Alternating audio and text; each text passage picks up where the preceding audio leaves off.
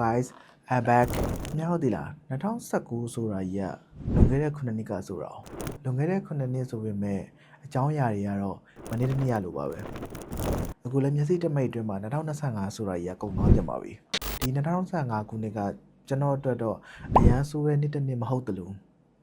ကောင်းတဲ့နှစ်လည်းမဟုတ်ခဲ့ပါဘူးဒီ2025ခုနှစ်ထဲမှာအားရဆုံးချက်ကတော့ကျွန်တော်ခီးတွေအများကြီးသွားပြတ်ခဲ့တာပါပဲပြည်တွင်းခရီးတွေရောပြည်ပခရီးတွေရောနေ့ဘက်ကောညဘက်ကောကားစီးလိုက်လေရင်စီးလိုက်သင်္ဘောစီးလိုက်နဲ့မရောက်ဘူးတဲ့နေရာတွေမစားဘူးတဲ့အစားအစာတွေမမြင်ဘူးမကြားဘူးတဲ့ရိုးရတလေးတွေကိုခရီးသွားရင်းနဲ့လေးလာခွင့်ရခဲ့တဲ့နှစ်တစ်နှစ်ပါပဲခရီးတွေအများကြီးသွားခဲ့ရတာနဲ့2025ကျွန်တော်တို့တန်နေပါပြီ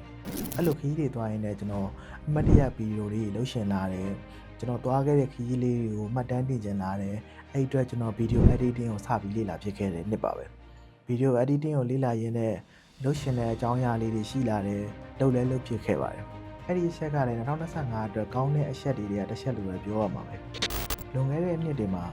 ကျွန်တော်နားထောက်ခါသွားတဲ့လူတွေရှိတယ်လို့လူသစ်တွေအများကြီးနဲ့လည်းခင်မင်ခွင့်ရခဲ့ပါတယ်တကယ်အရေးကြုံလာတဲ့အခါမှာလူရင်းဆိုတဲ့လူတွေရှိရနေပြီးတော့ကျွန်တော်တို့ပေါ်ထားတဲ့စိတ်ရဲမှန်တွေတည်ခဲ့ရတယ်လို့မထင်ထားတဲ့လူတွေရှိရနေလေအခုညီအများကြီးကျွန်တော်ရခဲ့ပါတယ်တခါလေးတယောက်တည်းအားငယ်နေတဲ့တလို့တခါလေးဘော်ဒါရင်းနဲ့ရီမောလိုက်နေပဲ2025ကိုဖြတ်သန်းခဲ့ပါတယ်2025မှာကျွန်တော်ကျမ်းမာရေးတေချာမလိုက်စားဖြစ်ခဲ့ပါဘူးဒီချိန်ကလည်းပုံမှန်မလုပ်သလိုဝိတ်တက်တာကတော့မြင်တဲ့အတိုင်းပါပဲတခြားပါကျမ်းမာရေးနဲ့ပတ်သက်ပြီးလုပ်ဖြစ်တာဆိုရင်တော့ကျွန်တော်ရေကူးပြစ်တာပါပဲတသက်လုံးမလုပ်တတ်တော့ဘူးထင်တဲ့ရေကူးတာကိုတော့ကျွန်တော်2025မှာတေချာလေးကူးတတ်အောင်ထိတင်ခဲ့ပါတယ်တေချာလည်းကူးတတ်ခဲ့ပါပြီကူးတတ်ပြီးနောက်ပိုင်းမတော့တော့မတတ်နိုင်ဘူးပေါ့လေမိချုပ်ပြောရရင်တော့ဒီ2025ကကျွန်တော်တို့တော့ကောင်းတာတွေအများကြီးလို့ပြောရမှာပါပဲခရီးတွေအများကြီးသွားခဲ့တယ်